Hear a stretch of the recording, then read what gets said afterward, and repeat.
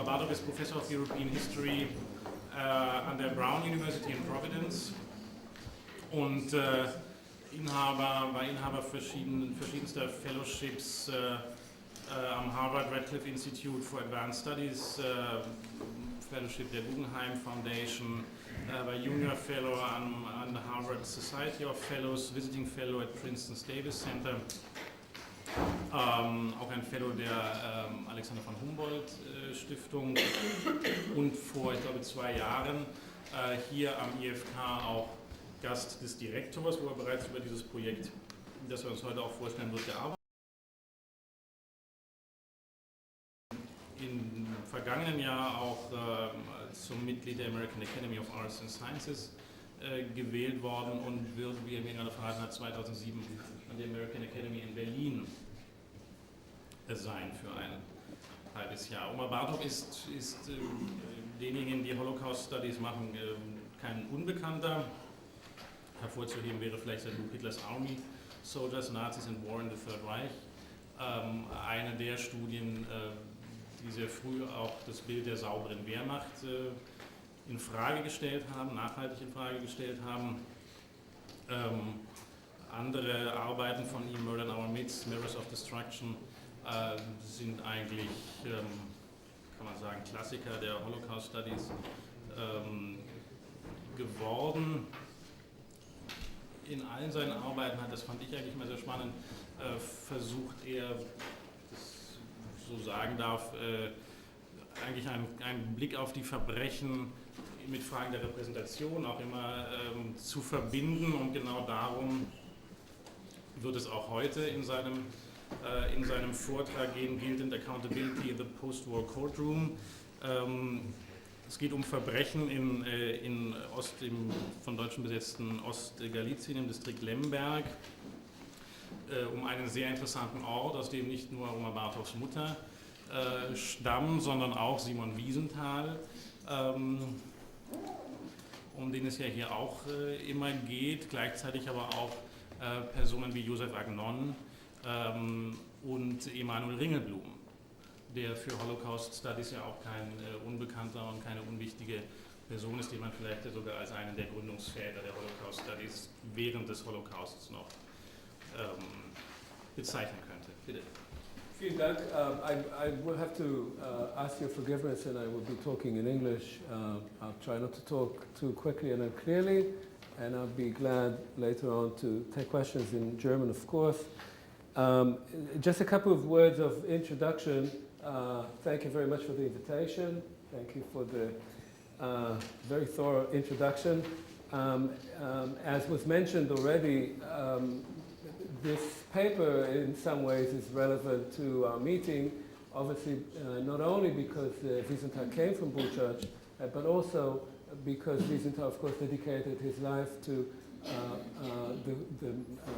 trying to find and bring perpetrators to justice. And my paper is a small contribution along the same line, about which I won't be speaking much today, which is an attempt to write the history of this town from its very beginning, 14th, 15th century, to the post-war period. It is a town in which Jews, Poles, and Ukrainians lived side by side at least since 1500, and which ultimately turned from an inter-ethnic community in which there was strife and tension and violence, but also in which people lived side by side, into a community of genocide in which people killed each other. Obviously, this had to do also with the entry of the Germans into the area, but there was a great deal of local violence, both against the Jews and ultimately also against the Poles. And there was massive ethnic cleansing of the Polish population in this town and in this region.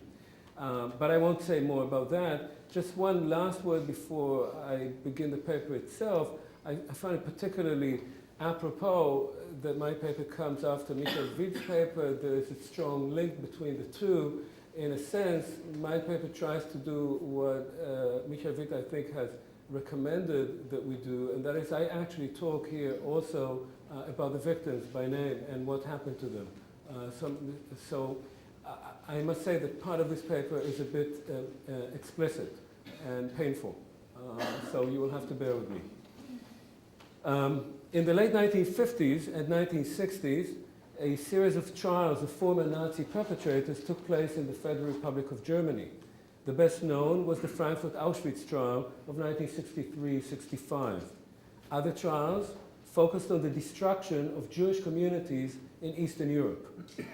The perpetrators of such local killing operations were SS men, members of police agencies, and non-German collaborators. They often gained an intimate knowledge of the communities which they eventually annihilated. Their conduct was less constrained, and they had greater opportunity for personal initiative than in the camps. These perpetrators represented the human face of genocide. They had frequent, close, and occasionally ambivalent contact with the victims. Up to half the Jews murdered in the Holocaust were killed in their own towns or subsequently deported from them to extermination camps. Because the Federal Republic rejected the use of law, former Nazis could not be tried for crimes against humanity and genocide, defined and codified only after World War II. Instead, the agents of genocide were indicted under the German Criminal Code.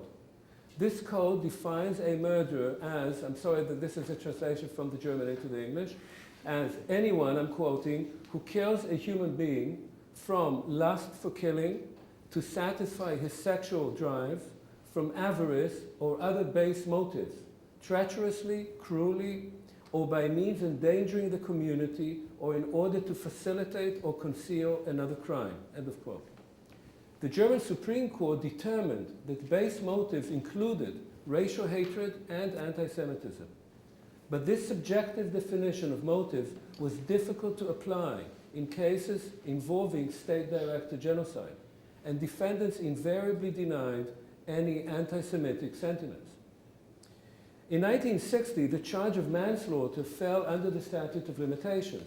Thereafter, most convicted former Nazis were charged as accomplices and handed ludicrously light sentences, as we of course heard earlier. The few murder convictions were usually of lower-ranking personnel charged with treacherous or cruel conduct. Such so-called excess perpetrator, Exzesstäter, were neither representative of the killers nor responsible for most of the murders. Most middle-ranking organizers of local mass killings were never indicted or were acquitted. This created a public impression of the Holocaust as the outcome of unauthorized, excessive actions by a few depraved individuals, rather than a state-directed genocide by normal officials. So this is the general introduction to the topic. Now I'm going to say a few words about the site that I will talk about. Judicial reconstructions of local massacres reveal relatively lengthy face-to-face relations between Germans and Jews, which invariably ended up in face-to-face killings. This contradicts the common image of detached and impersonal mass extermination. The records also expose the attempt by German judges to locate the perpetrators on the margins of German society and human decency, and to obscure the conventionality of most perpetrators. For the local population, the sites of massacre were imbued with history, memory, and faith. For the German occupiers and for post-war courts, they were foreign, far-off places where deplorable conduct became legitimate. This distance, political, cultural, ethnic, or psychological, was postulated as the root cause of the crime. Reversing the Nazi view, the courts presented the perpetrators as outsiders to German society, while accepting testimonies only from witnesses with respectable European credentials. In what follows, I will discuss the trials of three men who led the destruction of the Jewish communities in the Galician towns of Buczacz and Czortkow, where the regional outpost of the German security police of ZIPO was located, and in their vicinity. Buczacz and Czortkow are located in the Tarnopol district of the former Galician province of Austria-Hungary, which is now in western Ukraine. The Jewish communities date back to the 16th century. On the eve of the German invasion in 1941, and here the figures quoted are very imprecise, it's very difficult to come up with precise figures, were approximately 10,000 Jews and 7,000 Poles and Ukrainians in Buczacz, and 6,000 Jews and 14,000 Poles and Ukrainians in Czortkow. The Germans immediately enforced a series of anti-Jewish measures and conducted mass killings of the so-called intelligentsia. In August 1941, some 150 Jews in Czortkow and 350 Jews in Buczacz were murdered. Beginning with fall 1941, Jewish communities throughout Galicia were ghettoized. Mass killings began the following summer. In August 1942, 3,000 Jews were deported from Czortkow to the Belzec extermination camp, followed by 600 in October. Hundreds of others were shot on the spot. Mass killings in Buczacz took place between October 1942 and May 1943. About half the Jews were murdered in Belzec. The rest were shot on the nearby Fedor Hill and by the Jewish cemetery. These are two hills that overlook the town. In early 1943, all Galician Jews not employed in labor camps were ordered killed. In June, Police Brigadier General Friedrich Katzmann, the SS and police leader of the Lemberg district, declared Galicia Judenfrei. All labor camps in Buczacz, Czortkow, and elsewhere were liquidated. Altogether, over 90% of Galicia's 500,000 Jews perished. Only 1,200 of the 60,000 Jews in the Czortkow-Buczacz area were alive when the Soviets arrived in summer 1944. No more than 200 Jews survived in Buczacz and Czortkow together. So now some words of introduction about these three perpetrators. Heinrich Peckmann was born in Passau, Lower Saxony, in 1904. He joined the police in 1925 and retired in 1937. That same year, Peckmann joined the Nazi Party and was appointed Gestapo official in Cologne. Promoted to second lieutenant, Peckmann served in Poland, arriving at Czortkow in October 1941. The outpost reported directly to Katzmann in Lemberg. Peckmann became deputy commander of the outpost in late 1942 and commanded it between April and October 1943. Following the war between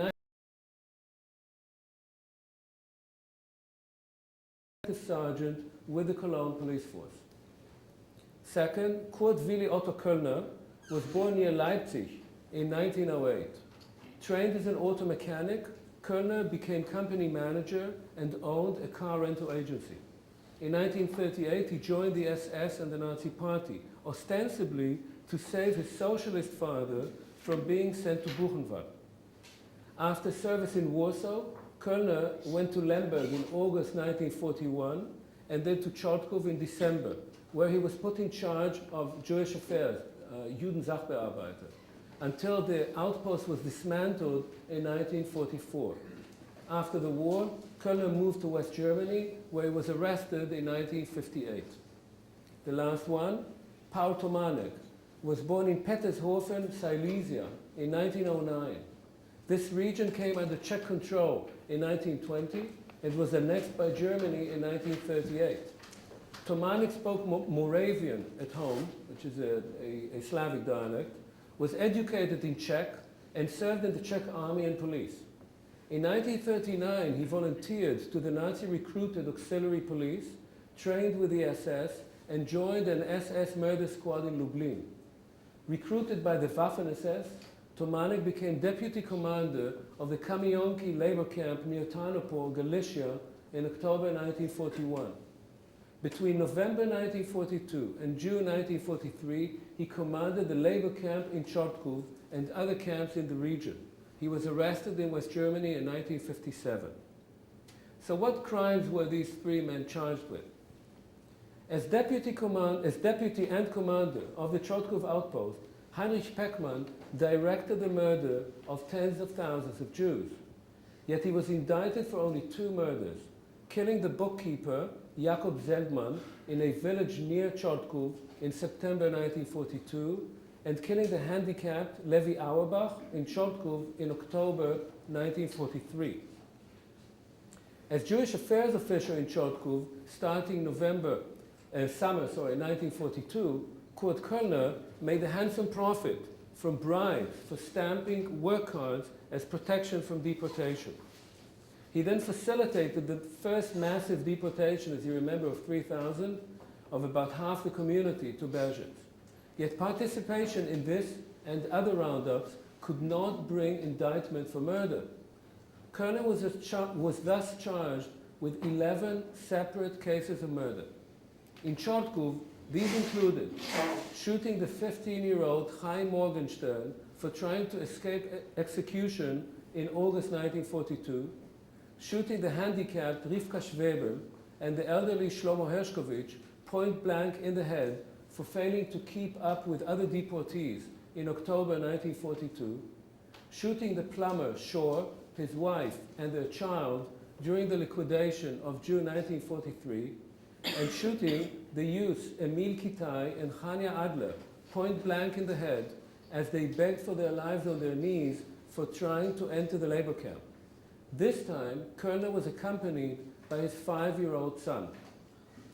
In Buczacz, Kölner was charged with shooting the sick Jakob Halpern, who could not pull himself up into the deportation train in October 1942, shooting the elderly Julia Hirschkol for being unable to walk in November, shooting Mandel and Fuchs after evicting them from the hospital in March 1943, and shooting the elderly Rosenkapu in the back after making them run ahead of him in June. Kölner was further charged with chasing and killing the youth Moshe Weissman and shooting Bina and Gisela Horwitz point blank in the head as they tearfully begged for their lives on their knees at the Nagozhanka labor camp in August 1943. Finally, Kölner was charged with leading the mass execution of 28 Jewish men and women in the town of Borshchuv in October 1942. Paul Tomanek was charged with several murders in the Kamionki labor camp, killing the sick Jewish inmates Kleiner and Eisen and the wounded Dr. Bella Blum in November 1941, shooting a woman named Salah who brought food for her husband in December, shooting the starved Nahum Klein for eating snow, shooting 6 ill inmates during roll call, and the sick inmate Beck for failing to attend roll call. The court assessed witness reliability according to the witness's status. Dr. R, a chief doctor in Israel at the time of the trial, who recalled Tomanek's nickname, the Eshiser, was raised speaking German and studied in Vienna, Prague, and Italy.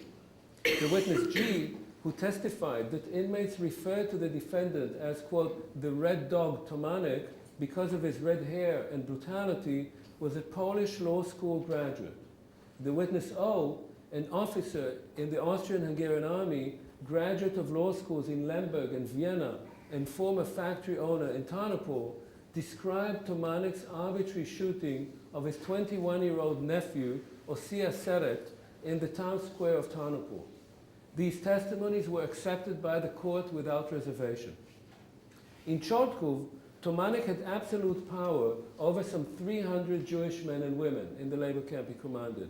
Here he was charged with the arbitrary killing of the grocer Bonia Hertmann and the cat maker Wachter soon after his arrival. In May 1943, he executed Baruch Krater, Glaser Diamant, and Sophia Wolf. The latter, Sophia Wolf, cried to him, Herr Kernkommandant, spare my life, I have a small child. Tomanek shot her in the face. During the camp's liquidation in June, Tomanek sorted out some Jews to dismantle the workshops. The inmate Mania Papush called to him, quote, Herr Kernkommandant, take me too. I am your barber, after all. Tomanek killed him, also fatally wounding the inmate Bergman, who was then killed by the gendarme Schultz. The other inmates were taken by truck to a mass execution in a nearby airfield. When the brothers Gottesfeld refused to climb on the truck, Tomanek shot them. He also severely beat and shot Max Lineal, found hiding in the barracks, and killed the 17-year-old girl Jäger when she begged him to spare her life. In Buczacz, Tomanek participated in a mass execution of 500 Jews on the Fedor Hill in February 1943. In April, he shot Akiba Weissman point blank in the head while walking down the main street with Baruch Kramer, head of the Jewish Council. A few days later, he discovered 10 Jews in hiding, robbed and shot them all, including 2 small children and a pregnant woman who fell at his feet and begged for her life. Tomanek claimed at the trial that he had merely collected the victims' valuables during what he termed the assembly line killing on the Fedor Hill. He records saying to a comrade, quote, "Look at these beautiful flowers, and yet so many people have to die," end of quote. But the witness, Rabinovich, testified that Tomanek's mere appearance caused terror. A large man with red hair, he had his own room in Buczacz and demanded to be provided with girls, as he called it. The witness Kleiner similarly remembered the terrifying SS man they called Otto Maniuk. The court believed the witnesses. It praised Rabinovich, a Polish army veteran and food industry engineer in Israel, for speaking, quote, "very good German" and testifying in a calm, informative manner, with no indication whatsoever of exaggerating, let alone giving any false information under the pressure of his emotions, end of quote. The judges noted that Kleiner, a 62-year-old New York spice merchant, testified, quote, in a more animated, even agitated manner, but they found his, quote, profound and genuine Jewish faith gave the impression of an uncompromising love of truth, end of quote. In early 1943, Tomanek shot the teenagers Binka and Nusia Steigman at the Nagozhanka labor camp as they begged for their lives on their knees. The witness Shlomo Volkovich, a technical engineer in Israel, also depicted in his testimony his own miraculous survival of a mass execution. He too was found credible for precisely the calm manner in which he narrated what the court described as his heart-wrenching story. This tension between horror and calm objectivity was at the core of German judicial use of survivor testimonies. While the crime had to be described in all its gory details, the witness was expected to remain composed and dispassionate. Expressions of emotion undermined the veracity of the testimony. It was left to the 59-year-old lawyer, Dr. W., to succinctly summarize the sheer terror of that time. Quote, "The defendant with his red hair was at the time an apparition that one would never forget," end of quote. So how did the courts assess the guilt of the defendants and justify their sentences? As we recall, Heinrich Peckmann was indicted for only 2 murders. The court dismissed his alibi for being absent some of the time, but also rejected the 2 testimonies on which the indictment was based. The 49-year-old dentist H. witnessed Zeldman's killing, but the court found objective grounds to suspect that he might have confused the names of victim and defendant, Zeldman and Peckmann. The 51-year-old elementary school teacher R. witnessed Auerbach's murder, but because he had testified to the Jewish Historical Commission 18 years earlier that Peckmann had killed more than 1 Jew on that occasion, the court suspected his veracity also on subjective grounds, meaning suspecting that he was lying, and dismissed him as untrustworthy. Peckmann was thus acquitted. An attempt to reopen judicial proceedings in 1970 also failed. By then, Peckmann was 66 years old, destined to end his life a free man. The question of witness reliability preoccupied the court also in the case of Kurt Kölner. Potential problems involved the effect on memory of a 20-year distance and the traumatic nature of the events recalled, as well as worries about witnesses motivated by hate or revenge or conspiring with each other to condemn the defendant. The court thus declared that it had, quote, employed the strictest standards in weighing the credibility of the witnesses and had admitted only testimonies in which errors caused by flawed observation or flawed memory, as well as untrue statements, could be ruled out with certainty. End of quote. The court then dismantled Koellner's defense arguments. It showed that an SS investigation of his activities in Czortkow was not triggered, as Koellner had claimed, by his kindness to the Jews, but by extortions from the community for his private use. It dismissed claims of mistaken identity, and it rejected the reliability of his wife's assertion that Koellner had been on home leave during many of the murders, after she claimed not to have known about the killings of Jews during her lengthy stay in Czortkow. In evaluating Koellner's motivation, the court stated bluntly that, quote, it does not believe the defendant that he had inner reservations against taking part in the execution action in Bartov, end of quote. This was both because, quote, by that time he had already shot many Jews, and because his entire attitude toward the Jews proved that he had no humane considerations in their treatment, end of quote. The court was convinced of, quote, Koellner's moral transformation and the hold of National Socialist ideology over him. But it found that he, quote, did not shy away from avoiding his superior's orders when it suited him, as happened in October 1942, when Koellner went on a private trip with Detective Superintendent Engels instead of participating in a mass execution that had just begun. They actually went on a picnic. And yet, the judges described Koellner as a victim of circumstances. Because he had, quote, received a completely normal education in his parental home and at school, and was raised in a democratic state, the judges wrote, Koellner recognized quite early the danger of National Socialism and remained inwardly unmoved by its ideas and goals. Consequently, he would have probably continued to lead an ordinary bourgeois existence had he not increasingly succumbed to the temptations of National Socialist ideology following the Nazi takeover. In this respect, concluded the court, he became, like many others, a victim in the widest sense of the circumstances of the time, end of quote.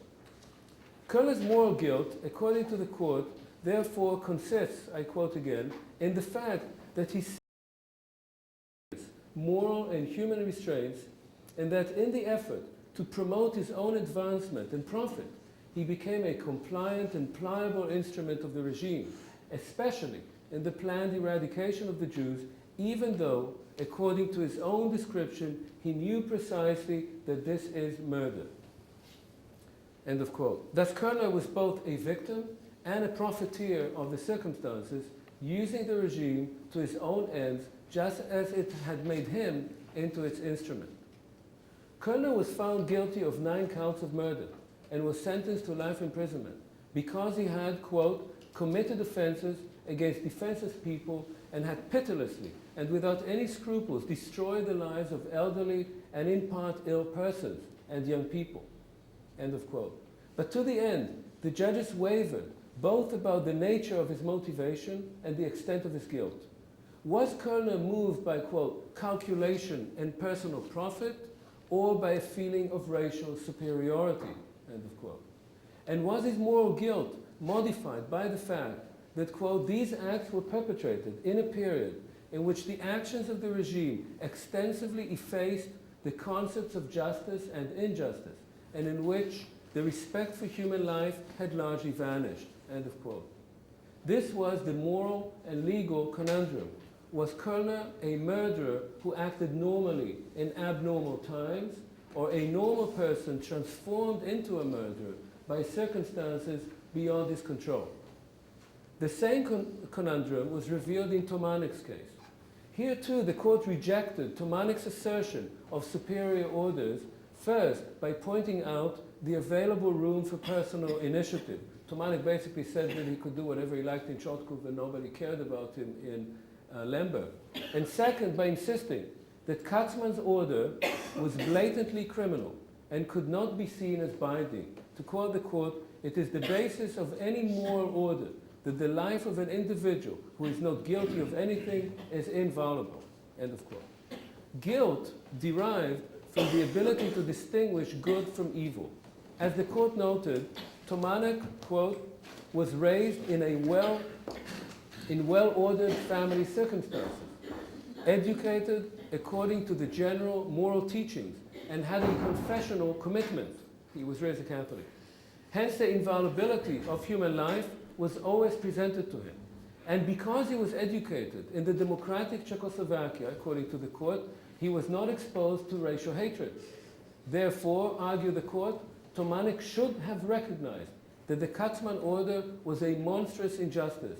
No brief statement, wrote the court, by an SS general could have undermined and extinguished the basic ethical rules internalized by Tomanek, who had joined the Third Reich as a grown, mature man, end of quote.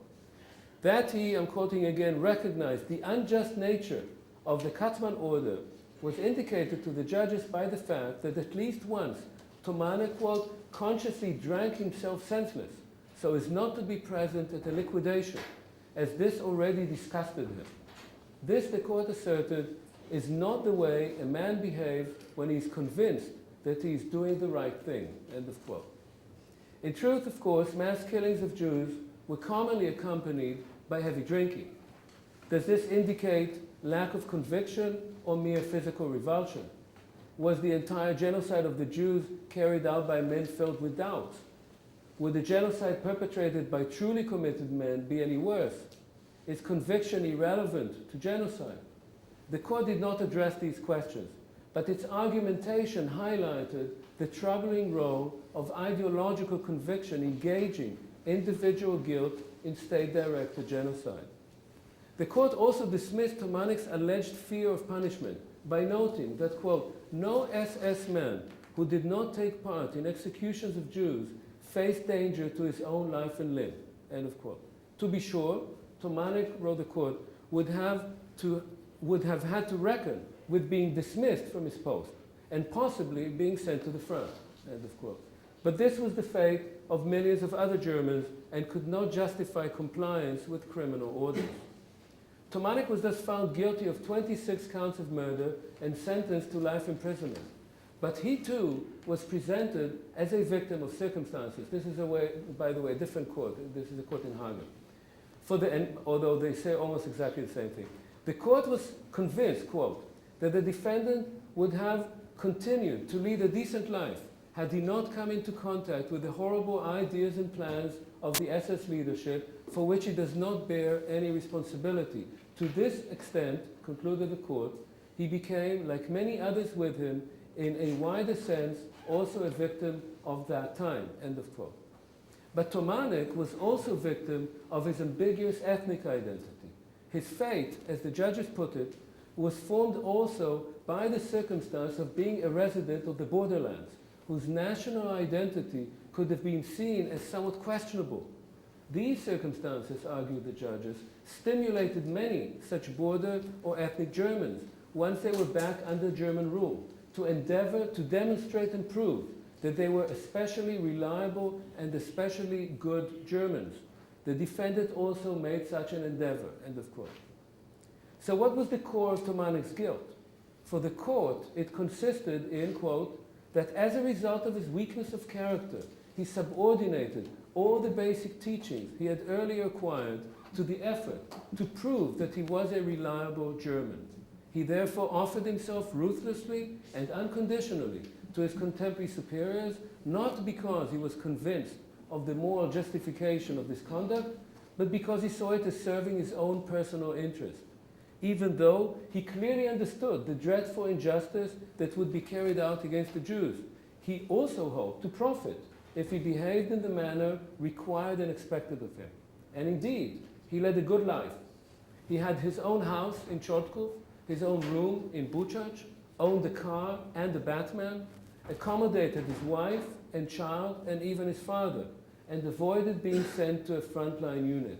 All this because, according to the court, he excelled in the treatment of the Jews, end of quote. Tomanek was guilty, according to this logic, because he chose to serve evil in order to further his own interests. Moreover, he thought that being a good German meant perpetrating genocide, and that this would serve to solidify his German identity. And yet, in the eyes of the court, he also remained a victim of his circumstances. Underlying this analysis was the assumption that real Germans were less likely to become Himmler's willing executioners. From this, one could conclude that decent men, such as the judges themselves, who had lived under Hitler's rule as jurists or soldiers, could never have acted like the Mischling Czech-Moravian German Tomanek, who evaded service at the front and had to prove his Germanness by killing Jews. To conclude, the professional policeman Peckmann, the most representative of ordinary Germans among these three figures, who organized the murder of many of the Czortkow area's 60,000 Jews, was acquitted. Kölner and Tomanek, one representing the compromised left-wing milieu and the other a son of Germany's ambivalent borderlands, could hardly be seen as the embodiment of the German heartland that was still perceived as the source of authority and morality in the Federal Republic of the early 1960s.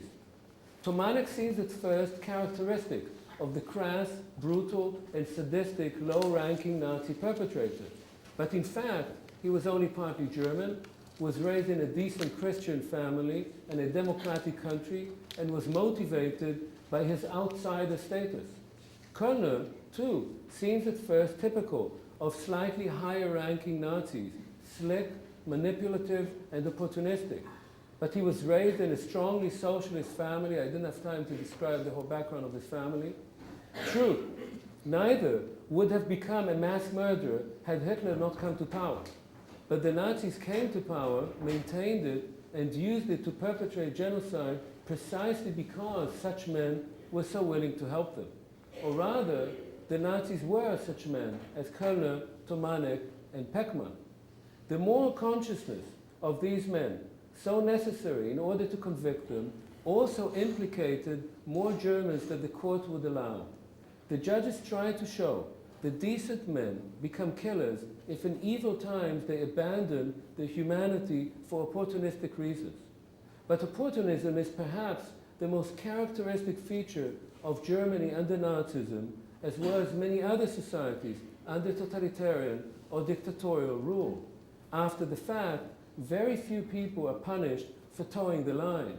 Like Peckmann, the judges, and innumerable other lawyers, policemen, physicians, professors, intellectuals, and scientists, they retain their professions as if nothing had happened.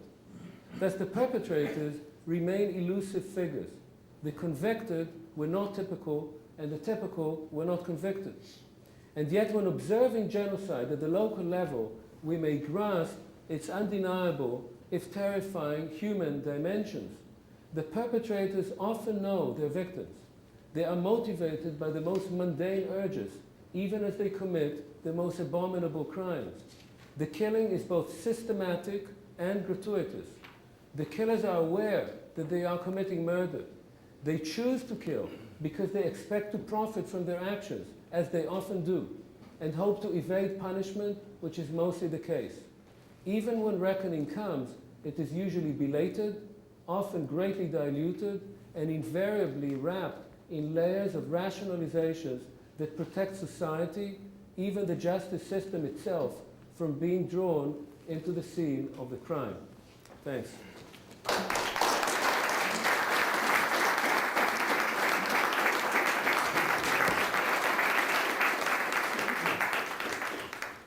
Ja, vielen Dank, Bartov. Ich glaube, mit dem Vortrag sind nochmal alle Fragen und Probleme aufgeworfen, die wir ohnehin schon diskutiert haben. Jetzt weise ich nochmal darauf hin, dass Sie das Mikrofon benutzen müssen, wenn Sie gehört werden wollen, auch im Internet. Bitte um Ihre Wortmeldungen.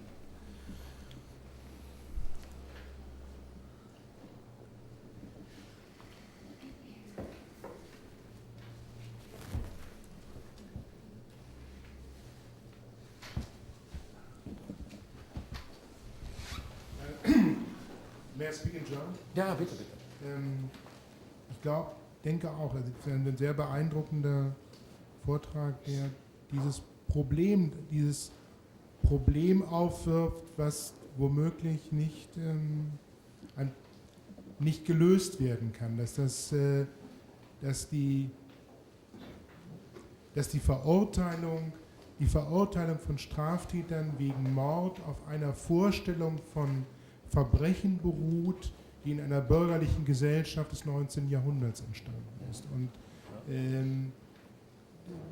die Verurteilung der Täter in 2 oder 3 Fällen wegen Mordes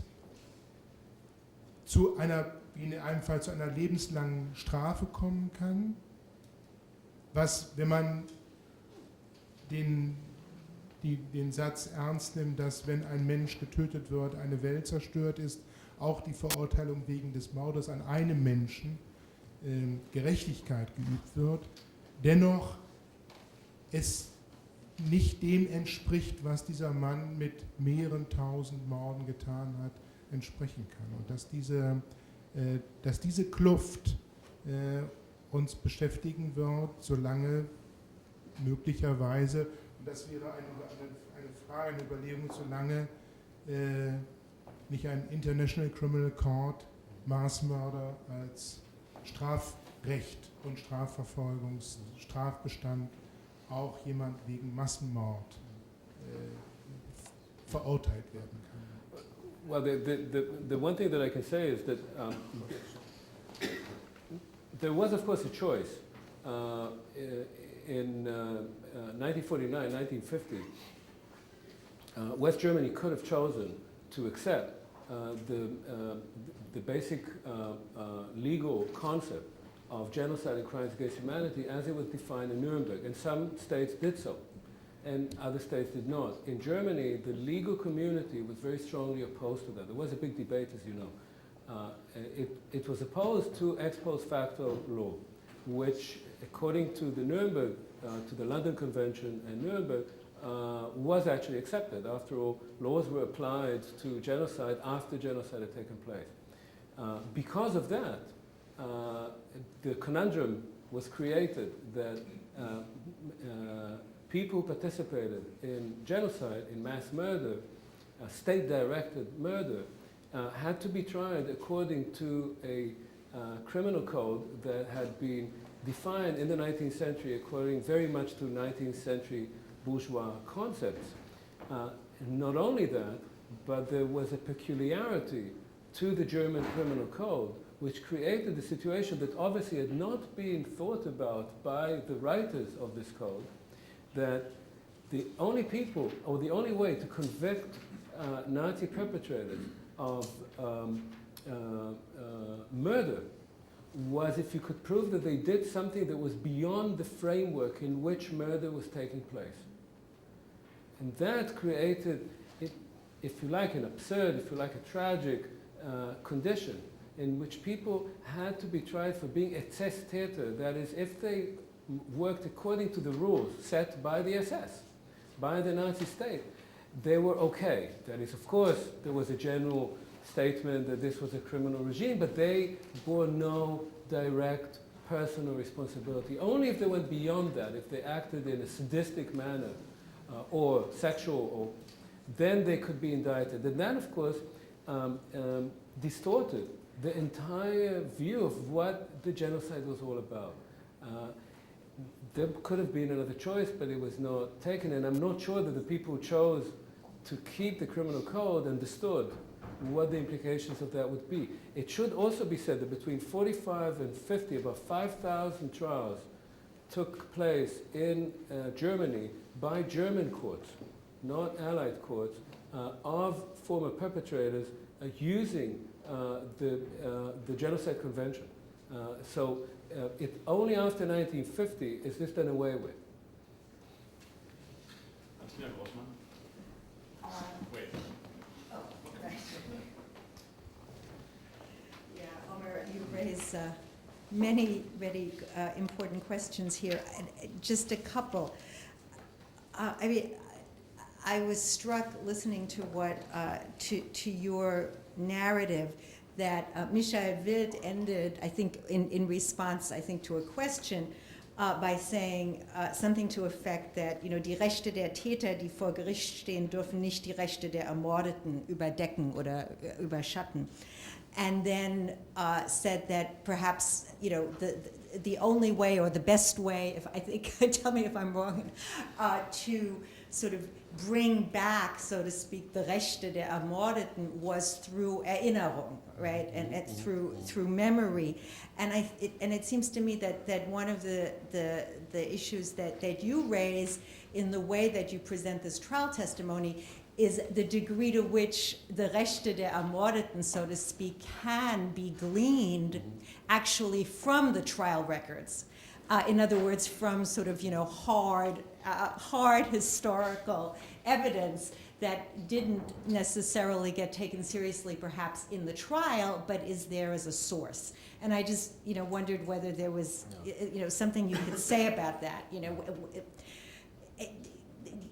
We talk a lot about this tension between history and memory. This seems to be an example of where we can really, find out something about what happened to the victims through memory, through history, Freudian slip, although it's limited. So that's my first question. And then the second question has to do with sort of the, I guess, the resonance or the Öffentlichkeits effect of these trials. In other words, I'm curious whether you looked as to what, as to how the trials were reported, and whether, for example, this, this very graphic evidence that you presented about how the killing took place, the face-to-face nature of it, the begging for life, I mean, all of this, whether that was reported, what was sort of the editorial comment.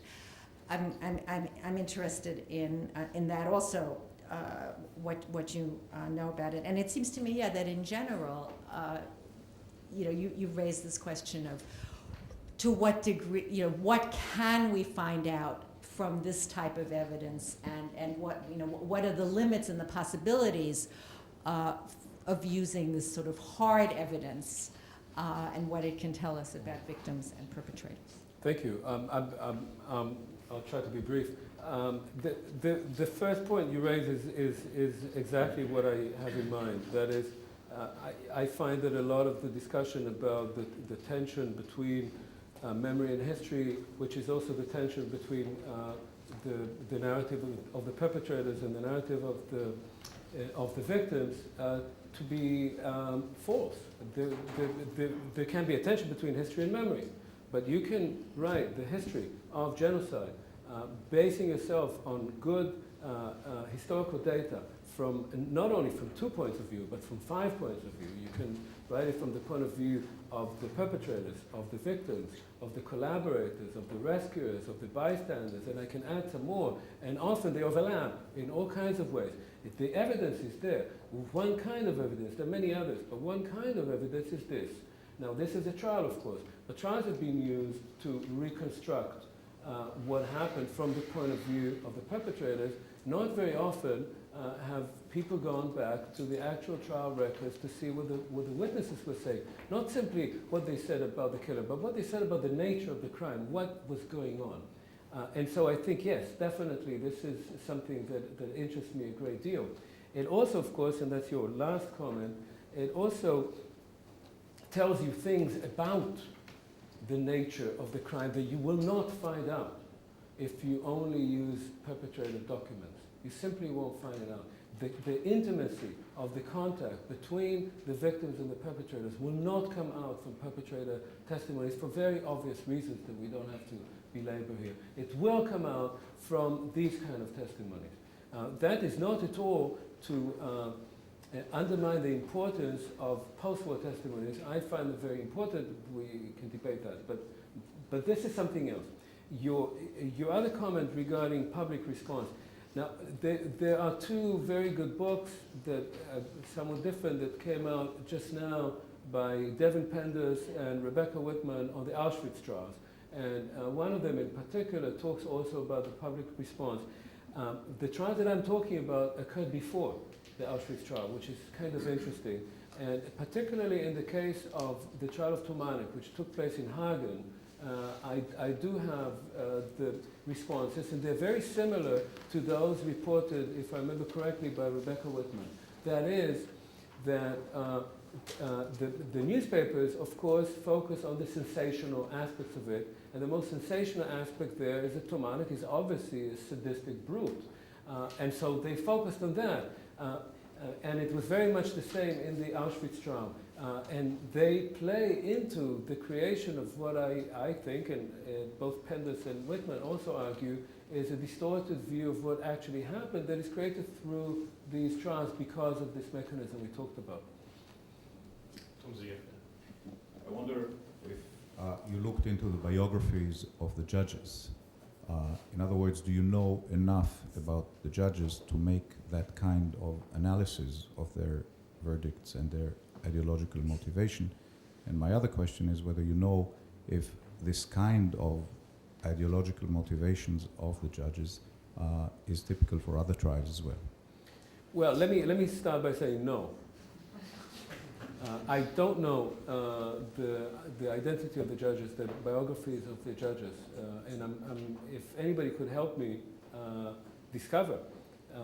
By the way, these are not the only 3 trials that I have. This is sort of the tip of the iceberg. There were many other trials, some of which I've studied already and some I haven't. I'm not sure how to go about finding the records, but if Michael Witt or anyone has ideas for me how to do that, I would love to. Second, I'm not really describing, you said an ideology. I don't know what their ideology is, but I do have a sense because of the German court system, certainly at the time, the judges write very long essays at the end, which are a kind of moral evaluation of the defendant. They're fascinating essays. They're truly interesting to read. And they tell you a great deal about their understanding of what are these crimes all about, and what is guilt, and what is innocence, what is complicity. And so, because we know, say from Ingo Müller and others, where most of these judges were coming from, what the German legal system looked like in the 1960s, that most of these people, if they're old enough, they were employed as jurors in the Third Reich. One can assume, but one cannot say with any, I can't say, with any certainty who these specific people were and what they had actually done in the Third Reich. I can only assume that they are part of that cohort of people that remained in service in the Third Reich, most of whom had worked in the Third Reich and remained in West Germany until the 1970s or so, until they retired. Gibt es weitere Wortmeldungen? Ja, wieder weg. In addition to Tina's comment in terms of the evidence being useful for recreating or reconstructing the historical context, the German trials also directly look at the way a killing apparatus worked. Killing apparatus, although it's doing extraordinary things, it's still a bureaucracy. People have to get paid. People need to requisition weapons and food and what have you. And there's the rules, and like every bureaucracy, there's other ways of getting things done. And often the testimonies of the lower level perpetrators or sisters of the perpetrators, like clerks and procurement people, tell a lot about how a system works and how these crimes were carried out. If I can just add something to this, I think this is quite true. I want to just add one other point. To some extent, I think our own training as historians has created a situation where we at times have great difficulty in recreating the scene of the crime. It is much easier for us to do what you're talking about, that is to create, to recreate, to reconstruct the mechanism of genocide, the bureaucratic apparatus that brings it about. But it's very difficult for us to try and look at the scene of the crime. And I have to say that for me, maybe my initial motivation to write this story of Buczacz was the sense that ultimately genocide, mass killing, whatever we call it, state-organized mass killing, ultimately has to do with at least two groups of people encountering each other. One is the group of those who do the killing, and one is the group of those who do the dying. And that encounter has to happen. And we, in many ways, as historians, not in memoirs and so forth, but as historians, have often missed out on that. We have left that to someone else. Sometimes, interestingly, to the courts. And then we don't actually use that material sufficiently from the trials themselves to recreate the scene of the crime. We keep away from it. And that creates a certain picture of the crime. It makes the crime, it empties the crime of the criminals and of the victims, and it creates it only as a mechanism, which it was, but it was also a scene. And in some ways, I want to see that scene, and I discovered, to my own surprise, I did not know that when you read these records, there is, not only does every trial provide you that, but you actually, when you read all of them together, it's a jigsaw puzzle. You keep meeting the same people, the same individuals, but you see them from different perspectives because of the different defendants.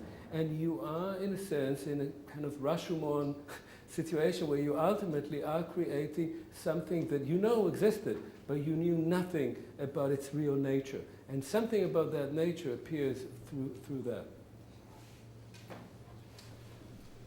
Ja, ich hatte den Eindruck, dass unseren Referenten am Vormittag es gelungen ist, durch ihre genaue Beobachtung und genaue Analyse uns alle hier, Sie alle, an bestimmte Grenzen und Aporien heranzuführen, ohne gleichzeitig in Sprachlosigkeit zu verfallen, was vermutlich das Beste ist, was man über Holocaust-Forschung oder Holocaust-Studies sagen kann, an diese Grenzen zu kommen, sie zu berühren, aber nicht zu verstummen als Wissenschaftler. Und entlasse Sie damit in eine zweistündige Mittagspause, in der Sie sich etwas erholen können.